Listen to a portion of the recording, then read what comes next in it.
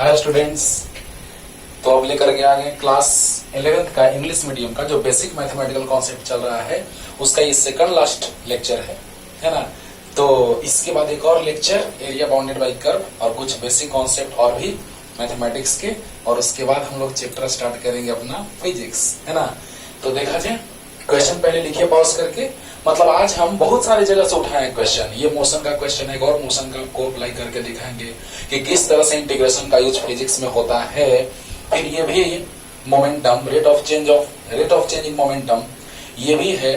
फिर ये है ग्रेविटेशन से क्वेश्चन, ये है न्यूटन्स लॉ ऑफ कूलिंग, है ना। तो न्यूटन्स लॉ ऑफ कूलिंग में क्या होता है ना कि सराउंडिंग में कोई भी ऑब्जेक्ट रखते हैं हम लोग, मान लो कोई किसी भी ऑब्जेक्ट का टेम्परेचर है, मान लिया जाए कि 50 डिग्री सेल्सियस, तो 50 से 40 होने में कितना टाइम लगेगा, जबकि सराउंडिंग का टेम्परेचर है 30 डिग्री सेल्सियस कांस्टेंट, है ना। तो ये सब आपको बस हम थोड़ा सा ऐसे ही बोल दे रहे हैं, लेकिन बेसिकली यहाँ जब हम लोग पढ़ेंगे अपना फिजिक्स, अपना चैप्टर जब हम लोग पढ़ते रहेंगे तो उसमें जहां भी इंटीग्रेशन आएगा वहां से उठा देंगे कॉन्सेप्ट को। ये है मोमेंट ऑफ इनर्शिया पे, है ना। मोमेंट ऑफ इनर्शिया पे दोनों बेस्ट क्वेश्चन है। ये होता है एक रॉड का जिसका लेंथ L है, मास M है, हाँ, जिसके सेंटर से एक एक्सिस पास कर रहा है ऐसे, तो उसके बाद इसका मोमेंट ऑफ इनर्शिया कितना होगा, है ना। स्फीयर का सेंटर से जाने वाले परपेंडिकुलर एक्सिस के थ्रू जो होगा मोमेंट ऑफ इनर्शिया वो कितना होगा, उसमें ये टर्म यूज में आ जाएगा। लास्ट में सोल्व करते करते यहां पहुंच जाएंगे। और ये है 12th क्लास का चार्जिंग एंड डिस्चार्जिंग से उठाया हुआ कॉन्सेप्ट चार्जिंग ऑफ कैपेसिटर का, है ना, जो 12th में पढ़ेंगे, जहां पे C कैपेसिटेंस ऑफ कैपेसिटर है। जिस तरह से रेजिस्टेंस ऑफ रेजिस्टर होता है उसी तरह से कैपेसिटेंस ऑफ कैपेसिटर है। V नॉट जो है वो पोटेंशियल डिफरेंस है, Q चार्ज है, T टाइम है। लेकिन इसके लिए आपको टेंशन लेने की जरूरत नहीं है, इसलिए कि हम लोग को सिर्फ इंटीग्रेशन जानना है ना। सब जहां भी हम लोग पढ़ेंगे, जो चैप्टर पढ़ेंगे उसमें एक से कॉन्सेप्ट आएगा इंटीग्रेशन का, उसके बाद इंटीग्रेशन अप्लाई कर देंगे। लेकिन बात ये है बच्चों कि हम लोग को पहले ये जानना जरूरी है इंटीग्रेशन कैसे यूज में फिजिक्स में आता है, फिजिक्स में इंटीग्रेशन का यूज कैसे करते हैं। क्योंकि जो भी टॉपिक हम लोग पढ़ते जाएंगे, बीच में इंटीग्रेशन आ गया, इंटीग्रेशन को अप्लाई कर दिए, काम हो गया, है ना। लेकिन अच्छे से इंटीग्रेशन हम लोग को अप्लाई कैसे करना है, oh means application of integration in physics. Clear? तो आइए जल्दी से लिख लीजिए, स्टार्ट करते हैं बच्चों। बहुत आसान लगेगा, मजा आएगा एकदम। जल्दी लिखो। पहला क्वेश्चन क्या है कि velocity of an object is directly proportional to time then its displacement is proportional to. 4 option दिया है, okay. Power 0, power 1, power 2, power 3, t का पावर। नेक्स्ट क्वेश्चन है हम सब बताएंगे, आप लिख लीजिए पॉज करके। देखा जाए बच्चों, तो पहले जो मेन फैक्ट था वो हमने बताया आपको कि इंटीग्रेशन का यूज हम लोग करेंगे फिजिक्स में। तो इंटीग्रेशन पहले हम लोग सीख जाएंगे तब ना। अब मान लो मोशन पढ़ रहे हैं और मोशन में इंटीग्रेशन का कॉन्सेप्ट आ गया, अब पता चला कि इंटीग्रेशन आता ही नहीं है, खत्म हो गया, कुछ नहीं, गड़बड़ हो गया सब, है ना। तो मोशन पढ़ेंगे तब ना इंटीग्रेशन का यूज करेंगे, जब मोशन में इंटीग्रेशन का यूज आएगा। तो मोशन में हम लोग पहले ही पढ़ लेंगे बच्चों। 2 बातें पहले भी बताए हैं कि rate of change of displacement is known as velocity and rate of change of velocity is known as acceleration. याद रखना इसको, बहुत काम का चीज है ये। तुमको पहले से पता है कि rate of change of velocity displacement is known as velocity और rate of change of velocity is known as acceleration. लेकिन आप लिखते थे v equal to x by t, a equal to v by t. 3 तरह से define किया जाता है, सिंपली वेलोसिटी को, फिर एवरेज वेलोसिटी, फिर इंस्टेंटेनियस वेलोसिटी। तो यह है इंस्टेंटेनियस। डी टर्म आएगा, हम पहले भी लेक्चर में बोले बच्चों, लाइन बाय लाइन आप लेक्चर देखते जाइए, आपको सब क्लियर हो जाएगा, राइट। तो यहाँ v इक्वल टू है dx बाई dt। तो बस समझ जाना कि इंस्टेंटेनियस में d होता है, इंस्टेंटेनियस का बात मैंने पीछे किया है। तो v equal to dx by dt और a equal to dv by dt। Motion में इसको बहुत डिटेल में पढ़ाएंगे, पूरा तोड़ के रख देंगे इसको, लेकिन अभी आपको ये दोनों टर्म याद रखना होगा। तो देखिए पहला क्वेश्चन है बच्चों, फर्स्ट क्वेश्चन क्या कह रहा है जरा देखिएगा। According to question v is proportional to t, velocity of an object is directly proportional to time। तो प्रोपोर्शनलिटी हटाते हैं तो क्या आएगा, कांस्टेंट आएगा। प्रोपोर्शनलिटी हटाते हैं तो क्या आएगा, कांस्टेंट। वेलोसिटी है, डिस्प्लेसमेंट पूछ रहा है, तो वेलोसिटी और डिस्प्लेसमेंट वाला कौन सा रिलेशन है, तो v के जगह पे रख दे बच्चों dx by dt। बोलो बोलो, अरे जल्दी बोलो। तो dx by dt equal to velocity होता है, होता है। तो बताइए कि dx by dt equal to velocity, तो हम लिख सकते हैं इसको v dt, आराम से लिख सकते हैं, जल्दी बोल दो। अरे dx by dt is velocity, तो dx इक्वल टू क्या हो जाएगा, v dt, राइट। तो dx इक्वल टू हो जाएगा v, तो kt dt। अब देखने से क्या लग रहा है, we have to find out the displacement. Displacement find out करने के लिए तुरंत दिखाई देने लगा कि सर दोनों साइड इंटीग्रेट कर दीजिए, काम हो गया। अरे बोलो, v is proportional to t according to your question. V is directly proportional to t, then v equal to kt, and v is dx by dt. It means dx by dt is equal to velocity. तो dx equal to v dt, right? तो integration both side कर दिए हम लोग। तो dx का integration x होता है, ये पता है तुमको। v का वैल्यू यहाँ पे पुट कर दिए। कांस्टेंट इंटीग्रेशन से बाहर होता है। t मतलब t का पावर 1 हिडन है। बोल दो। तो k और t का पावर 1 में 1 ऐड कर दो बच्चों, और उसी से डिवाइड कर दो। कांस्टेंट लिखिए ना लिखिए कोई दिक्कत नहीं, लेकिन इनडिफिनिट रहता है तो हम लोग कांस्टेंट लिख देते हैं, लेकिन फिजिक्स में इससे हमको कोई टेंशन नहीं है। तो x इक्वल टू आ गया, वो तो स्टैंडर्ड बुक आप देखिएगा, उसमें कांस्टेंट नहीं लिखते हैं, है ना। सोल्व करने के बाद कांस्टेंट से कोई टेंशन नहीं, क्योंकि फिजिक्स है सर, है ना, मैथमेटिक्स नहीं है। कि हाँ मैथमेटिक्स का एप्लीकेशन कर रहे हैं लेकिन फिजिक्स में कर रहे हैं। तो हम सी लिख दिए, भावनाओं को समझिए, क्योंकि इंटीग्रेशन इनडिफिनिट रहता है तो प्लस सी होता है। लेकिन हमको मतलब है कि डिस्प्लेसमेंट इज प्रोपोर्शनल टू, अरे वाह, x is proportional to t square, क्योंकि k और 2 तो कांस्टेंट है, k is constant, 2 is also constant, then x is proportional to t square, and option number C is the right answer. पहला option था t to the power 0, second वाला था t का power 1, third था t का power 2 और fourth था t का पावर 3। ओके, क्लियर हो गया होगा अच्छे से बच्चों। जल्दी से क्विक रिवीजन देखिए। dx का इंटीग्रेशन x हो गया, के बाहर t का पावर 1 था, पावर में ऐड हुआ, उसी से डिवाइड हुआ, प्लस c आया, क्योंकि इनडिफिनिट इंटीग्रेशन है, लिमिट नहीं दिया हुआ है। तो k by 2 t का पावर 2 प्लस c, तो x is proportional to t square, and this is the answer. अब देखिए एक बात बताने जा रहे हैं यहाँ से, अगर वेलोसिटी दिया रहे और डिस्प्लेसमेंट निकालना रहे तो इंटीग्रेशन, ध्यान देना बात पे। अगर वेलोसिटी दिया रहे, डिस्प्लेसमेंट निकालना रहे, when velocity is given and we have to find out the displacement, then we integrate both side. Okay, लेकिन अगर डिस्प्लेसमेंट दिया रहे और वेलोसिटी फाइंड आउट करना रहे तो डिफरेंशिएशन। देखो बच्चों, बाद में दम है। अगर डिस्प्लेसमेंट दिया रहे, वेलोसिटी फाइंड आउट करना रहे, तो दिखाई दे रहा होगा यह डिफरेंशिएशन का सिंबल dy by dx के फॉर्म में। अच्छा, और यहाँ पर अगर dx फाइंड आउट करना है, यानी डिस्प्लेसमेंट फाइंड आउट करना है, यानी x फाइंड आउट करना है, और वेलोसिटी दिया रहे तो इंटीग्रेट दिखाई दे दिया होगा। बहुत काम का बात है बच्चों, जल्दी उतार, जल्दी। एक और दिखा रहा है मोशन का कॉन्सेप्ट। ऐसे ही अगर सीख लिए तो समझो कि मोशन में तुमको कोई भी इंटीग्रेशन डिफरेंशिएशन आएगा, आराम से बना दोगे विदाउट एनी टेंशन। देखिए बच्चों, एक और एप्लीकेशन दिखा रहे हैं, बहुत इंटरेस्टिंग, मजा आएगा। ये दोनों बात तो आपको लिखना ही है, v equal to dx by dt and acceleration is dv by dt। इतना प्यार करते थे, rate of change of velocity is known as acceleration and rate of change of displacement is known as velocity. इतना याद आप करते थे, हाँ। लेकिन समझ लीजिएगा कि इंस्टेंटेनियस है तो डी लगेगा। अब देखो एक नमूना दिखा रहे हैं आपको। एक्सेलरेशन होता है, हम लोग फॉर्मूला प्रूफ करते हैं, ये बड़ा आराम से स्क्वायर करके प्रूफ कर लेते थे। v equal to u plus a t में स्क्वायरिंग बोथ साइड, ऐसी ना। लेकिन देखो बच्चों, अब हम लोग 11th में जा चुके हैं, इंटीग्रेशन का एप्लीकेशन होगा, क्योंकि इंटीग्रेशन पढ़ना है 12th में मैथमेटिक्स में। और अगर हम इस पोर्शन को छोड़ देंगे तो पता चलेगा कि फिजिक्स पूरा गोल हो गया, है ना।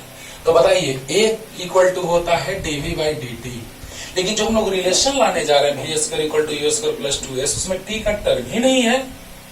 We square equal to u square plus 2as में टी का कोई टर्म नहीं है, तो क्या करेंगे बच्चों, तो टी को हटाने का प्रयास करेंगे। देखिए ऐसे लिख सकते हैं बच्चों, देखो तो a equal to dv by d x into d x by d t, बोल दो, अरे a equal to dv by d x into d x by d t, d x से डी एक्स कैंसिल हो जाएगा, dv by d t आ जाएगा। a equal to dv by d x by d t, d x से d x cancel, dv by d t आया कि नहीं आया। अब इसको ऐसे लिख सकते हैं बाबू, 2 इंटू 3, 3 इंटू 2, नो टेंशन। तो ये इंटू ये या ये इंटू ये, कोई टेंशन नहीं, कोई टेंशन नहीं, बोलो। अच्छा, a equal to d x by d t को देखो तो जरा सा, वेलोसिटी है, into d v by d x. अच्छा, भी d v equal to a d x हो जाएगा। अरे जल्दी बोलो यार, dx by dt velocity, dv by dx, right, तो v dv equal to a dx, right. अब देखो दोनों साइड अगर इंटीग्रेट कर दें, दिखाई देने लगेगा साफ साफ आपको कि सच में सर इंटीग्रेशन, और ये तब फॉर्मूला होता है v equal to u plus a ds equal to ut plus half ds square and v square equal to a square plus 2s। ये सभी फार्मूला कब अप्लीकेबल होते हैं, when acceleration of an object is constant, when acceleration of an object is constant। तो सोचो बच्चों, v dv equal to a dx, तो जब ध्यान देना कांस्टेंट को बाहर निकाल लेते हैं इंटीग्रेशन से बच्चों, तो v dv equal to constant बाहर dx। जल्दी बोलो, कब ये formula applicable, when acceleration of an object is constant. तो बताओ a बाहर आ गया। अच्छा बताओ, जब पोजीशन 0 रहा होगा तो initial velocity 0, initial velocity u, पता है आपको कि इनिशियल वेलोसिटी u से रिप्रेजेंट करते हैं। तो जब पोजीशन 0 तो initial velocity u, position s तो final velocity v। Initial position 0 तो initial velocity u, final position s तो फाइनल वेलोसिटी v। जल्दी उतारो, यहां तक क्लियर हो गया होगा। जल्दी जल्दी। अब देखिए बच्चों, बस तुरंत आ गया, और क्या। अब देखो तो ध्यान से, हाँ भी डीवी है तो पावर 1 है, देखो तो u से लेके v तक एक कांस्टेंट बाहर है। dx का इंटीग्रेशन x होता है, बहुत बार बताएं बच्चों, 0 से लेके s तक, पावर में 1 ऐड होगा, उसी पावर से डिवाइड होगा, a upper limit minus lower limit, बोलो बोलो, और यहाँ पे भी लोअर टू अपर। ध्यान से, पावर में 1 ऐड हुआ, उसी से डिवाइड हुआ, u से v तक, right, a upper limit minus lower limit, right, v square by 2, u से v as, अपर लिमिट का स्क्वायर माइनस लोअर लिमिट का स्क्वायर 2s, तो v square equal to u square plus 2s। क्या बात है, आप जानते हैं इनको ना। देखिए बच्चों, और भी मोशन में एक से एक हम इंटीग्रेशन का एप्लीकेशन दिखाएंगे, लेकिन अगर इतना सीख लिए हो तो तुमको अच्छे से एकदम क्लियर हो जाएगा, 100% क्लियर। तो जल्दी से लिख लीजिए, जल्दी। अब देखो बच्चों, नेक्स्ट था मोमेंटम वाला क्वेश्चन, आराम से आप बना सकते हैं उसको। सेकंड नंबर क्वेश्चन था rate of change in momentum, course पढ़ाएंगे डिटेल में। हाँ, तो देखा जाए, यहां पर क्वेश्चन है number 2। According to question it is given that dp by dt equal to 10 plus 2t, right. Question देखिएगा अच्छे से, पहले जब बताया बाबू तो क्वेश्चन पढ़ लिया करो। तो dp इक्वल टू आ गया 10 प्लस 2t इंटू dt। अब देखिए, देखने से पता आपको चल रहा है, मोमेंटम फाइंड आउट करना है कि टाइम 0 पे, देखो एकदम साफ साफ पता चल रहा है बाबू कि जो फाइंड आउट करना है उसको सेपरेट कर दो, जो फाइंड आउट करना है उसको सेपरेट कर दो। तो हमको we have to find out the momentum, then momentum be separated. तो dp इक्वल टू लिख सकते हैं 10 प्लस 2t इंटू dt, दोनों साइड इंटीग्रेट कर दीजिए, 10 प्लस 2t dt। ध्यान देना, जब टाइम 0 है तो मोमेंटम 0 है, क्वेश्चन कह रहा है, और जब टाइम 10 सेकंड होगा तो मोमेंटम कितना होगा, यही फाइंड आउट करना है। यहां तक समझ गए, बस इंटीग्रेशन है। तो देखो बच्चों, dp बाई dt इक्वल टू इतना क्वेश्चन में दिया है, dt से मैंने मल्टीप्लाई किया because we have to find out the momentum of that object at t equal to 10 second. तो दोनों साइड हमने इंटीग्रेट कर दिया, तो 10 plus 2t into dt dp। Zero time पे मोमेंटम, टाइम इधर है तो जीरो, मोमेंटम तो जीरो, टाइम जब 10 होगा तो मोमेंटम कितना होगा, क्वेश्चन क्लियर हो गया होगा। अब देखो dp का इंटीग्रेशन p होगा 0 से p तक, क्या लिखे बच्चों 10 dt 0 से लेके 10 तक प्लस 2t dt 0 से लेके 10 तक। क्लियर हुआ? अरे बोलो, dp का dx का इंटीग्रेशन x तो dp का इंटीग्रेशन p, राइट, 0 से लेके p तक, ओके, और इक्वल देखो 10 dt 0 से 10 तक प्लस 2t dt, राइट, 0 से 10 तक, अपर limit minus lower limit, okay, constant बाहर, dt का इंटीग्रेशन t 0 से 10 तक प्लस 2 कांस्टेंट बाहर, पावर 1 छुपा हुआ है बच्चों, हिडन है, तो पावर में 1 ऐड होगा, डायरेक्ट लिख दें, उसी पावर से डिवाइड होगा, राइट।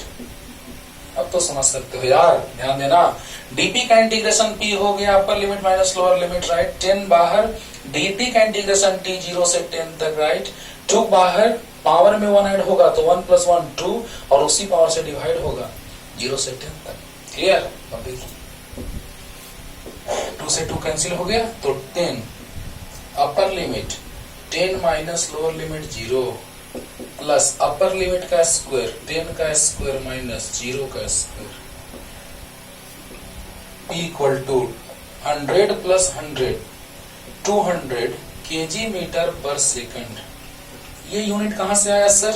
तो याद होगा आपको सर, मोमेंटम का मोमेंटम जो होता है, momentum is defined as product of mass of any object and its velocity. तो मास का होता है किलोग्राम और वेलोसिटी का मीटर पर सेकंड, मींस केजी मीटर पर सेकंड। क्लियर? याद होगा यार, मोमेंटम पढ़े हो नाइन्थ में भी। तो P इक्वल टू एम भी, तो केजी मीटर पर सेकंड। क्लियर? 200। जल्दी उतार लीजिए, जल्दी। अब देखो, पॉज करके लिखने में तो देर नहीं लगता है बच्चों, पॉज करने में, लिखने में तो देर लगेगा। तो सिनारास नहीं जिंदगी, हैरान हूं मैं, हैरान हूं मैं। देखो बच्चों, इवेल्युएट करना था, इसी को इवेल्युएट करना था। देखो बच्चों, ध्यान देना, इसको देखने से पता चल रहा है, आप पढ़े हैं 9th क्लास में, जब gravitational force between two objects का बात किया जाता था तो Gmm/r² होता था फॉर्मूला। तो यहां से Gmm तो कांस्टेंट है, देखने से पता चल रहा है, हाँ Gmm कांस्टेंट है, बाहर आ गया। अब बताओ x और dx, वाले तो x² है तो ऊपर गया पावर, क्या बात है, r से लेके इंफिनिटी तक। तो Gmm पावर में 1 ऐड और उसी पावर से डिवाइड, r से लेके इंफिनिटी तक। बोलो, तो यहां से -1 आ जाएगा मल्टीप्लिकेशन में, और यहाँ x टू द पावर -1 है। ये समझ में आया? है लो, -1 रहने दो। देखो बच्चों, यहां तक क्लियर करो, ध्यान से, ध्यान से। कांस्टेंट जो है बाहर आ जाएगा, मास G, ग्रेविटेशनल कांस्टेंट। तो Gmm कांस्टेंट है, बाहर आ गया, x का पावर -2 है, राइट, तो पावर में 1 ऐड होगा, उसी से डिवाइड होगा। तो Gmm पावर में 1 ऐड हुआ तो x का पावर -1/-1 बचा, r से इंफिनिटी तक, माइनस को यहां ला दो, तो x का पावर -1 को लिख सकते हैं x to the power -1, it means 1/x, r से लेके इंफिनिटी तक बच्चों। अब बताओ, -Gmm अपर लिमिट माइनस लोअर लिमिट, तो पहले अपर लिमिट रखो x के जगह, तो 1/x के जगह अपर लिमिट इंफिनिटी माइनस होता है 1/ लोअर लिमिट, 1/ है, 1/x है, तो x के जगह पहले अपर लिमिट माइनस, फिर x के जगह लोअर लिमिट, तो 1/इंफिनिटी 0 होता है बच्चों। इंफिनिटी मीन्स होता है 1/0, 0 ऊपर चला जाएगा, खत्म। तो माइनस GMM ये खत्म, तो -1/r, अरे ये जीरो आ गया, तो 0 -1/r यानी -1/r, माइनस माइनस प्लस, यानी GMM/r, and this is the answer. Clear हो गया होगा। अपर limit minus lower limit solve किए, आ गया। जल्दी उतारो, जल्दी जल्दी, फास्ट।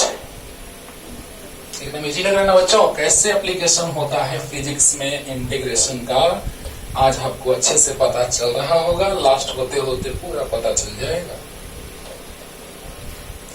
देखो बच्चों, नेक्स्ट बस हमको न्यूटन्स लॉ ऑफ कूलिंग से है ये कि इतना दिया रहेगा और इक्वल टाइम के फॉर्मेट में दिया रहेगा। पूछेगा कि 50 डिग्री सेल्सियस से 40 डिग्री सेल्सियस टेम्परेचर पहुंचने में कितना टाइम लगा होगा, इतना इक्वल टू टाइम का रिलेशन रहेगा। न्यूटन्स लॉ ऑफ कूलिंग जब हम आगे पढ़ाएंगे हिट में तो क्लियर हो जाएगा। लेकिन अभी इंटीग्रेशन में कैसे इसका यूज होता है वो देख लो। तो देखा जाए, दोनों मेथड से बता रहे हैं, लॉन्ग शॉर्ट दोनों। देखा जाए बच्चों, 4 नंबर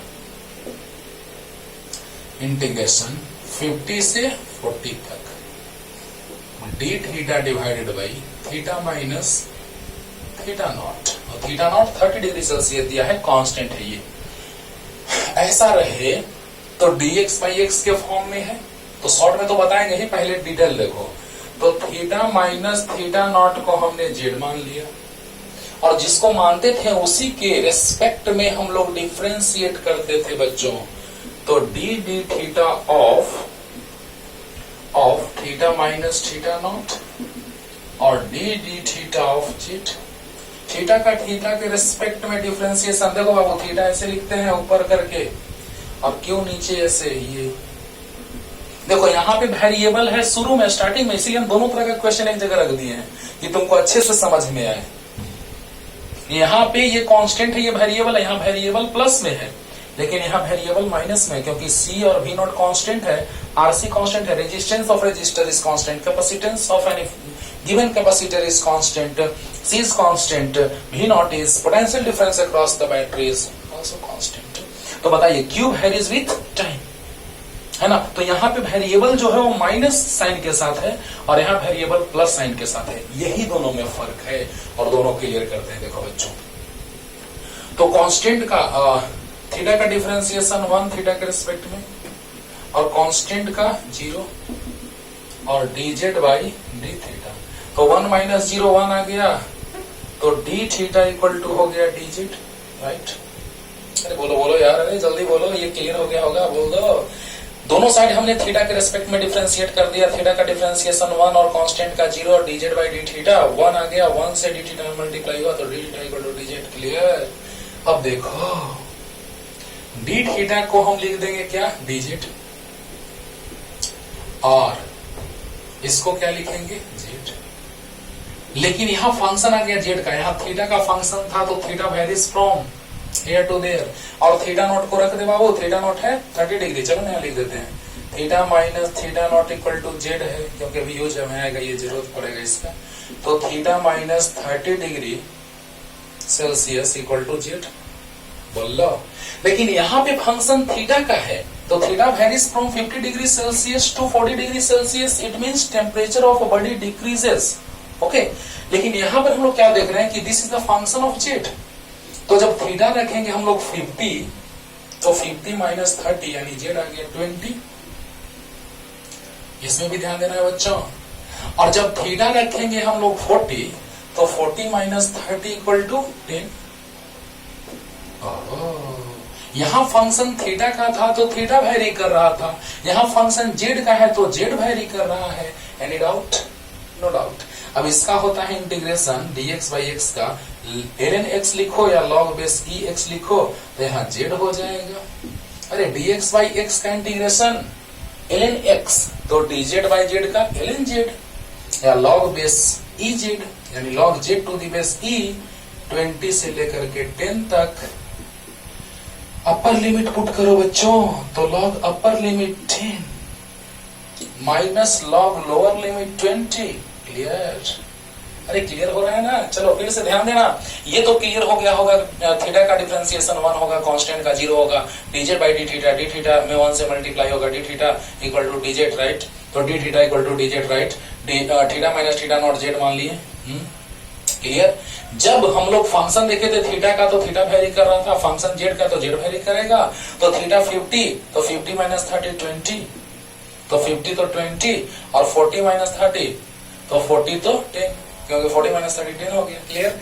dz बाई जेड, तो ln z to the base e, 20 से 10 तक, right. Upper limit minus lower limit, log m minus log n, log m by n, तो log base e m by n 10 by 20, इतना भी आप रख सकते हैं, है ना।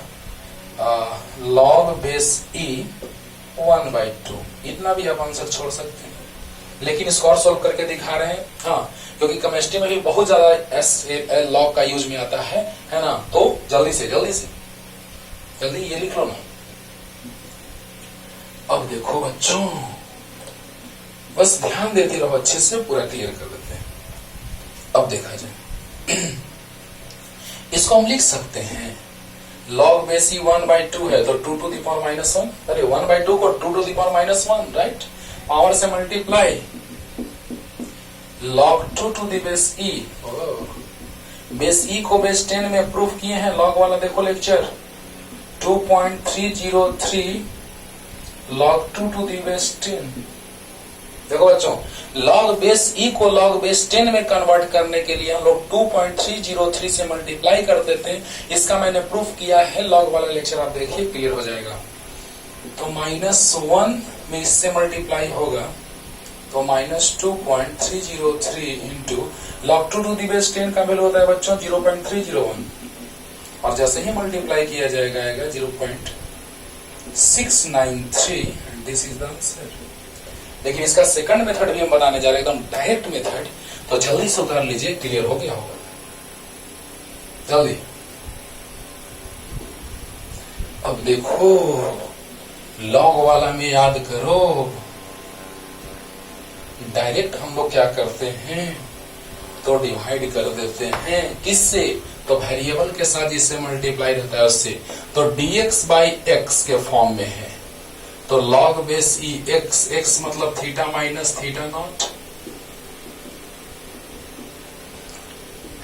ध्यान देना बच्चों, ध्यान देना, शॉर्ट में ऐसे ही हम लोग फिजिक्स में बनाएंगे, हाँ ध्यान देना। d theta by theta minus theta not, तो dx बाई x के फॉर्म में है, तो log x हो जाएगा। तो बताइए कि dx बाई x के फॉर्म में है, तो log x हो गया, तो जो है वो हो गया, और जो वेरिएबल है उसके साथ किससे मल्टीप्लाई है, तो 1 से, +1 से, तो +1 से डिवाइड कर देंगे। लेकिन इसमें देखो, यहाँ वेरिएबल के साथ -1 से मल्टीप्लाई है, तो -1 से डिवाइड करेंगे, माइंडेड। अरे वाह, देखो बच्चों, तो 50 से लेकर के 40 तक, बोल दो जल्दी बोलो। अच्छा ध्यान देना, dx बाई x के फॉर्म में है, तो log x to the base e हो गया, और यहाँ वेरिएबल में 1 से मल्टीप्लाई, 1 से डिवाइड हो गया, 50 से लेकर 40 तक, क्लियर हो गया होगा, हाँ वही आंसर आएगा देखना।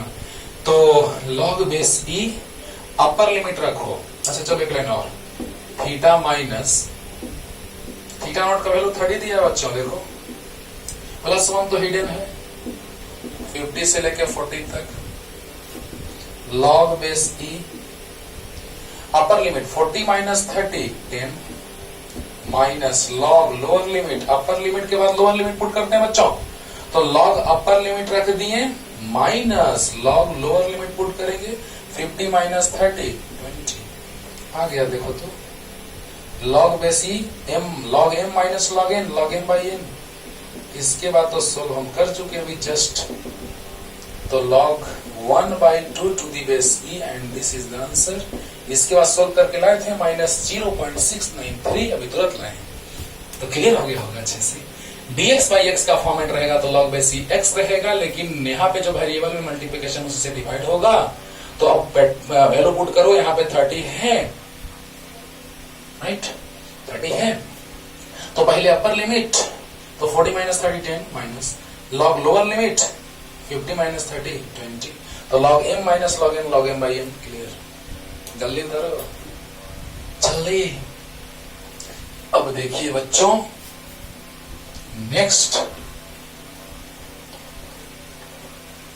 हम लोग बात करने जा रहे हैं मोमेंट ऑफ इनर्शिया वाला क्वेश्चन, जो इवेल्युएट, बस हम लोग सिर्फ जान रहे हैं, हम कुछ नहीं, भूल जाओ कि क्या है मोमेंट ऑफ इनर्शिया क्या नहीं है, सब कुछ हम बताएंगे। जब बताएंगे तो आता जाएगा और बीच में इंटीग्रेशन यही वाला मिल जाएगा।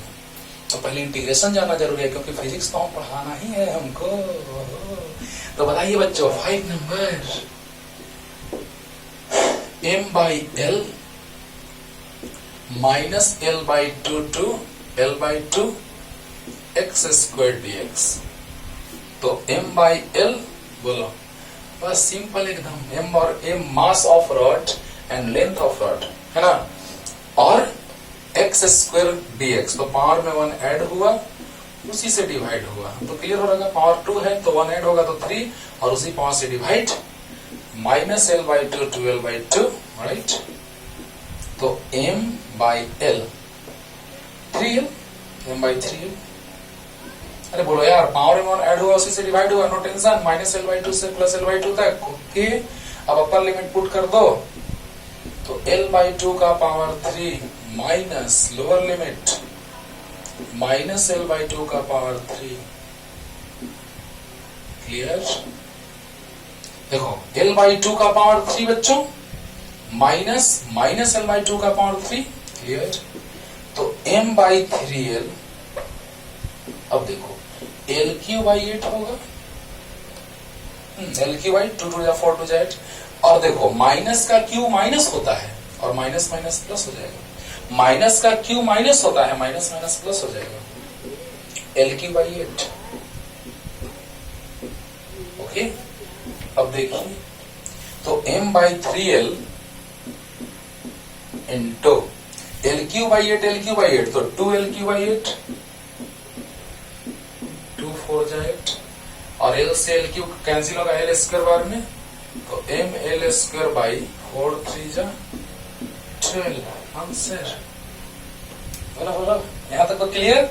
यहाँ पे l3/8 2l3/8, 2 4 जा, एंड l से l3 l² बार में कैंसिल होगा, तो ml²/12, 4 3 जा 12, क्लियर।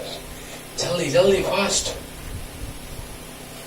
अब देखिए बच्चों, इसके बाद थोड़ा स्टैंडर्ड हम लोग कॉन्सेप्ट पे आ रहे हैं कि उस तरह के इंटीग्रेशन को हम कैसे सोल्व करते हैं, और बाकी तो इसमें कोई जान ही नहीं है, ये बना लिया तो ये बन गया। वहां पे एक वेरिएबल में +1 से मल्टीप्लिकेशन था तो उसी से डिवाइड किए, यहाँ मल्टीप्लाई -1 से उसे डिवाइड कर देंगे, खत्म। अरे वाह। अब देखो बच्चों, नेक्स्ट 6 नंबर में जान है थोड़ा, है ना, mr²/2 0 से पाई sin q theta d theta, right.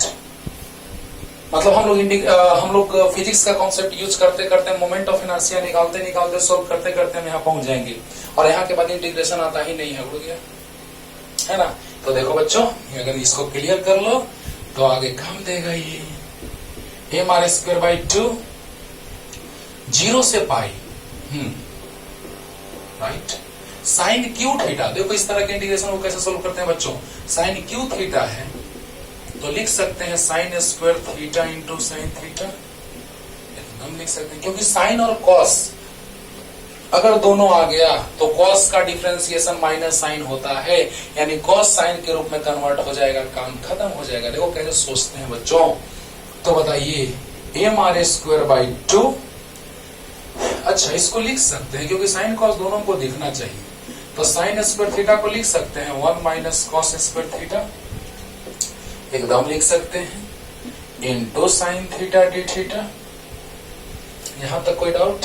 अब देखो, let cos theta equal to z, तो डी डी थीटा ऑफ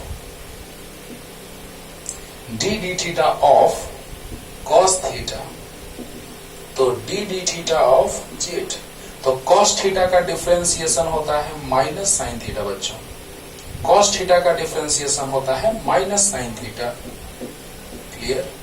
अब इधर मल्टीप्लाई कर दो तो आ गया क्या, sine theta d theta equal to minus right से लेके चले जाओ डी जेड, ये मिल गया। देखो तो बोलो बोलो जल्दी बोलो, अरे बोल दो, ध्यान दो। यहां पे हम लोग क्या किए कि साइन क्यू था, दिमाग में कुछ आया नहीं क्या करो क्या ना करो, है ना। तो हमने ये किया कि साइन स्क्वायर थीटा और साइन थीटा के फॉर्म उसको सेपरेट करके, और साइन स्क्वायर थीटा को हमने लिख दिया 1 minus cos square theta. Cos theta को जैसे ही कुछ कंसीडर किया, बहुत ही लाजवाब, हाँ, यहाँ पे एक टर्म आ गया जो हमको काम देगा। क्लियर। तो बताइए बच्चों कि यहाँ पे आया 0 से पाई है, okay, 1 minus cos square theta sine theta d theta, right. तो इसका डिफरेंशिएशन किया, माइनस साइन आया, डीजेड बाई डी थीटा से मल्टीप्लाई माइनस राइट साइड। अब देखिए ये सब तो आप लिख लिए होंगे बच्चों। अब देखो, अच्छा ये मिट गया, अच्छा कोई दिक्कत नहीं है, हो जाएगा। अब देखो यहां से, तो यहां से आ जाएगा बच्चों एम आर स्क्वायर बाई 2, और यहां है 1 माइनस, ध्यान देना लिमिट चेंज होगा बच्चों, m r square by 2, limit अभी नहीं लिख रहे हैं क्योंकि लिमिट चेंज होने वाला है, और 1 minus cos square theta, cos theta Z है तो जेड स्क्वायर हो जाएगा,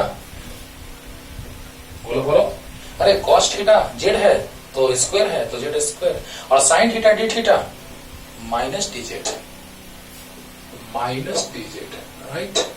अब देखिए बच्चों लिमिट भी समझा देते हैं यहाँ पे कि यहाँ पर फंक्शन थीटा का था तो थीटा वेरीज फ्रॉम 0 टू पाई, यहाँ थीटा फंक्शन, थीटा का फंक्शन था तो थीटा 0 से पाई तक वेरी कर रहा है, लेकिन यहाँ पर जो फंक्शन आया जेड का आया, तो जब जेड का फंक्शन आया तो क्या होगा बच्चों कि जब जेड का फंक्शन होगा तो जेड का वैल्यू पुट करेंगे, लिमिट पुट करेंगे। कैसे, सो देखो जब यहाँ थीटा 0 रखेंगे तो cos theta equal to z है, तो थीटा जब 0 डिग्री रखो तो cos 0 1 होता है, तो z इक्वल टू 1 आ गया, और जब थीटा पाई रखो, पाई रेडियन 180 डिग्री, तो cos पाई होता है -1। अरे बोलो, cos 0 तो 1, cos पाई तो -1, यानी जब थीटा 0 है तो z 1 है, जब थीटा 0 तो z 1, और जब थीटा 180 मीन्स पाई तो z -1। बोलो बोलो, यहां पे जब थीटा 0 है तो z 1 है, और जब थीटा पाई है तो z -1 है। क्लियर। अब देखो बच्चों, माइनस से मल्टीप्लाई करेंगे तो क्या आ जाएगा, -1 +1 से -1 तक लिमिट है बच्चों, और माइनस से मल्टीप्लाई करेंगे तो आ जाएगा जेड स्क्वायर -1 डिजिट, देख लो, अरे माइनस से मल्टीप्लाई करो तो ये प्लस हो जाएगा, ये माइनस हो जाएगा, बोलो इतना तो आता है तुमको यार।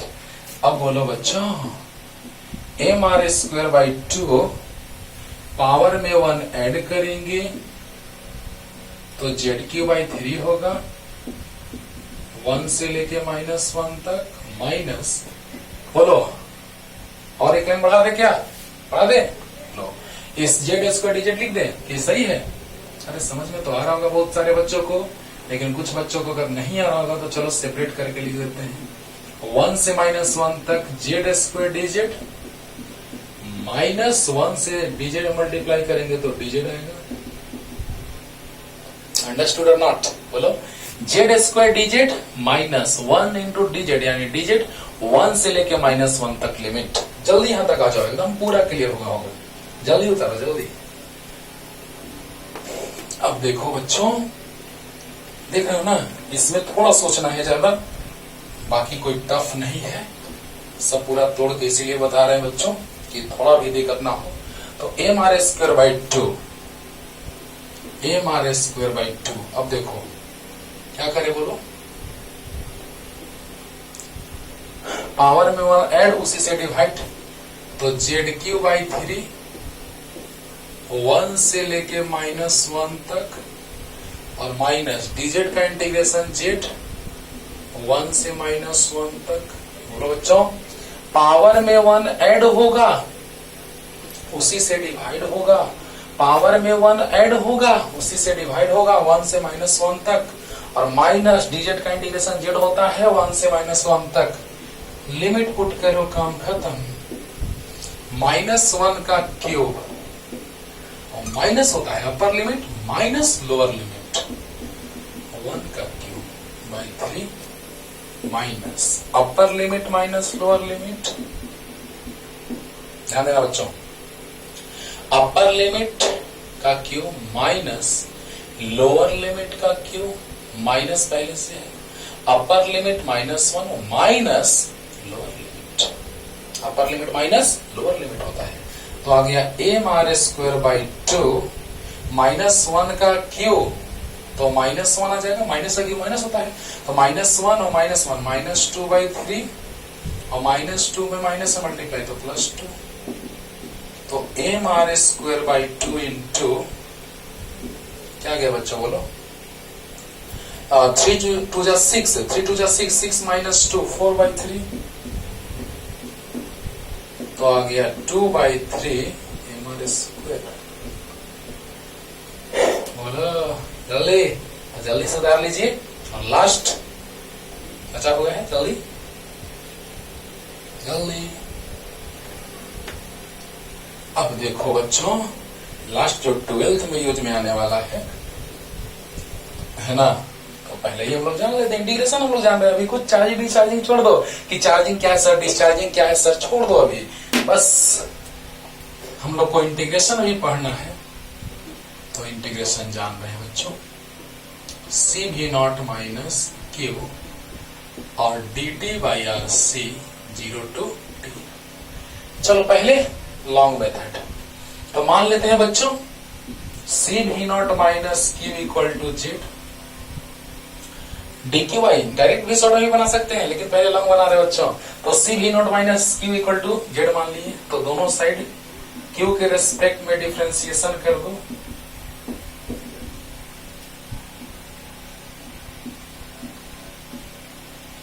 बोलो बोलो अरे बोलो, जिस फंक्शन में रहे उसके रेस्पेक्ट में हम लोग डिफरेंशिएट करते हैं, तो CV0 माइनस Q का डिफरेंशिएशन Q के रेस्पेक्ट में dz/dq, तो कांस्टेंट है ये, डिफरेंशिएशन 0, और Q का डिफरेंशिएशन Q के रेस्पेक्ट में 1, तो dz/dq, तो dq को इधर लाइए, और 0 -1 यानी -1 ही, तो dz/-1। देख रहे हो बाबू, नजर दिखाई देने लगा कि जो यहाँ पे वेरिएबल के साथ मल्टीप्लिकेशन रहता है उससे डिवाइड होता है, नजर दिखाई देने लगा।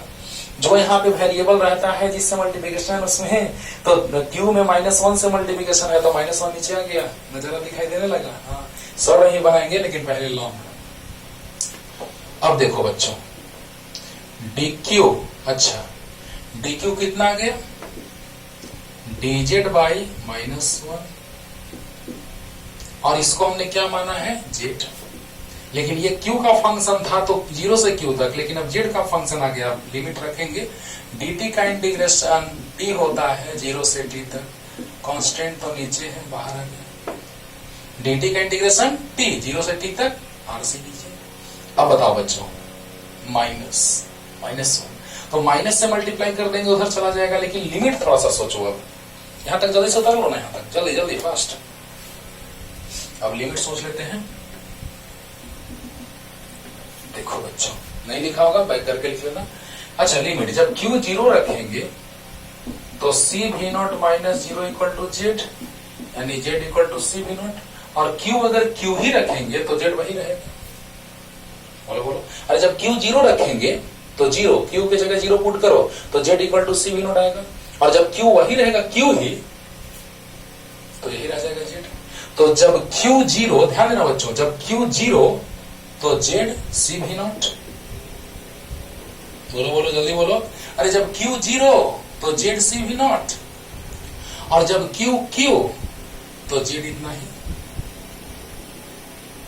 कोई दिक्कत, अरे बोलो। तो माइनस बाहर ला दो,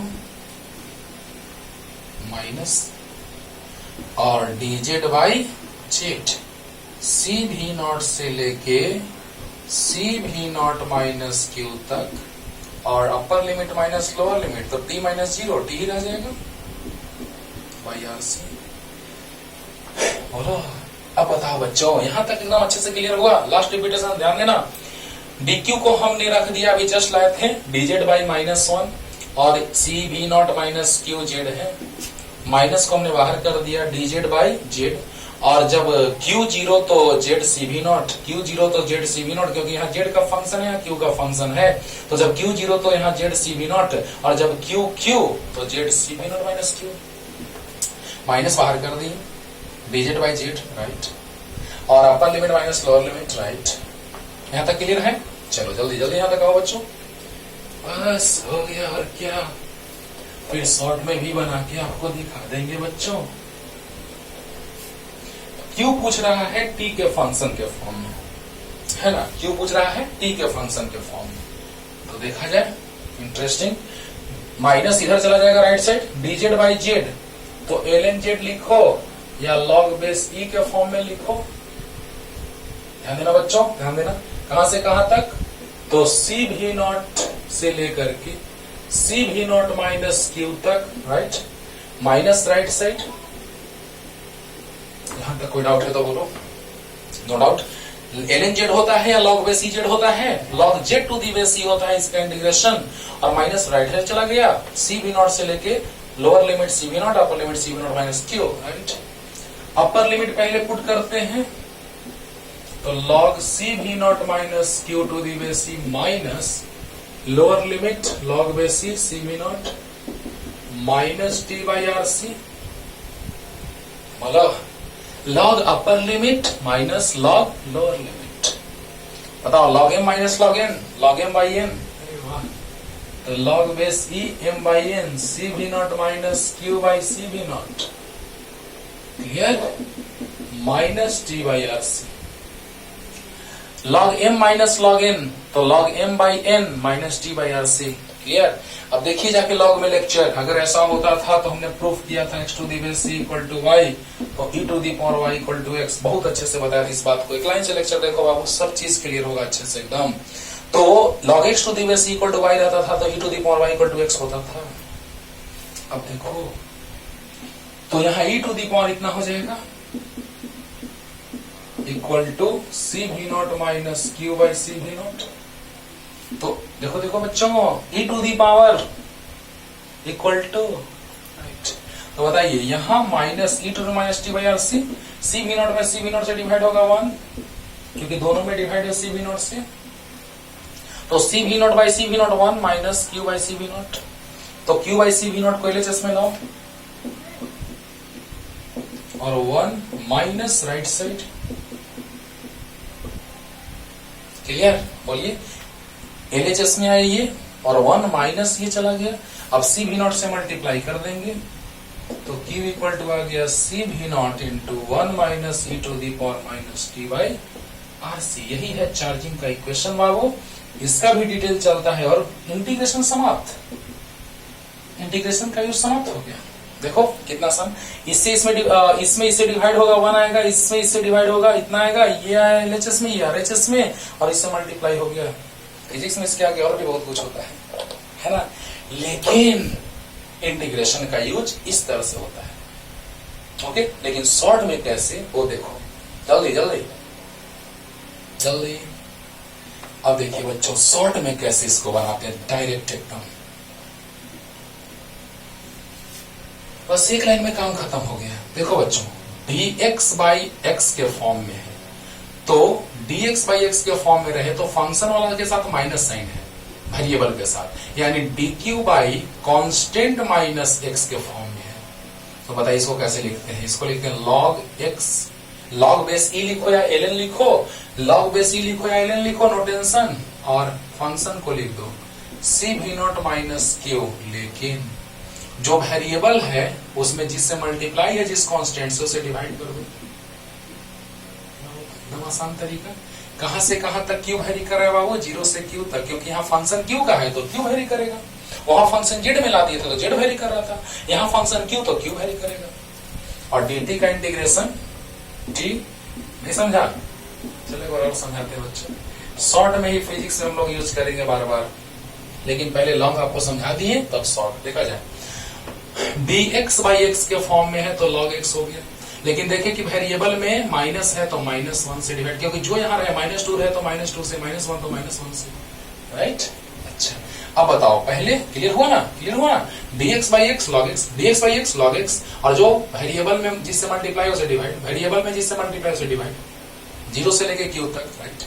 dt का इंटीग्रेशन तो t होता है, नो टेंशन, dx का dt का t, अपर लिमिट पुट करो तो log base e, upper limit वही रह जाएगा c v not minus Q, upper limit put करेंगे वही रह जाएगा, माइनस लोअर लिमिट पुट करो तो सी भी नॉट माइनस जीरो, जल्दी बोल दो बच्चों, अरे जल्दी बोल दो, log base e, upper limit Q रखेंगे वैसे ही रह जाएगा, minus log, lower limit put करेंगे तो जीरो, और माइनस से मल्टीप्लाई होगा तो minus, upper limit minus lower limit, upper limit minus lower limit, t by are C, तो minus t by are C, क्योंकि माइनस से मल्टीप्लाई किए हैं बच्चों, माइनस से मल्टीप्लाई किए हैं बच्चों। अब देखो log m minus log n, log m by n, log m by n और minus t by are c, बोलो log m minus log n, तो log m बाई n। अब देखो तो उधर कहां तक पहुंच गए हम लोग, देखो तो जरा सा, कहां तक पहुंच गए, यहां तक पहुंच गए, मिटाए उसको, मिटाए जल्दी जल्दी बोलो, देखो यहां तक पहुंच गए, इसको मिटाते हैं, देखो आ गया, आ गया, e to the power equal to e to the power minus t by are c equal to इतना, बाकी तो सोल्व अभी तुरंत किए हैं, क्लियर हो गया होगा, हो गया ना। तो अच्छे से पढ़ते रहिए, एक लास्ट लेक्चर और बचा हुआ है बेसिक मैथमेटिक्स का, और उसके बाद हम लोग का चैप्टर स्टार्ट होगा, तो अच्छे से पढ़िए, क्लियर हो गया होगा अच्छे से, ओके।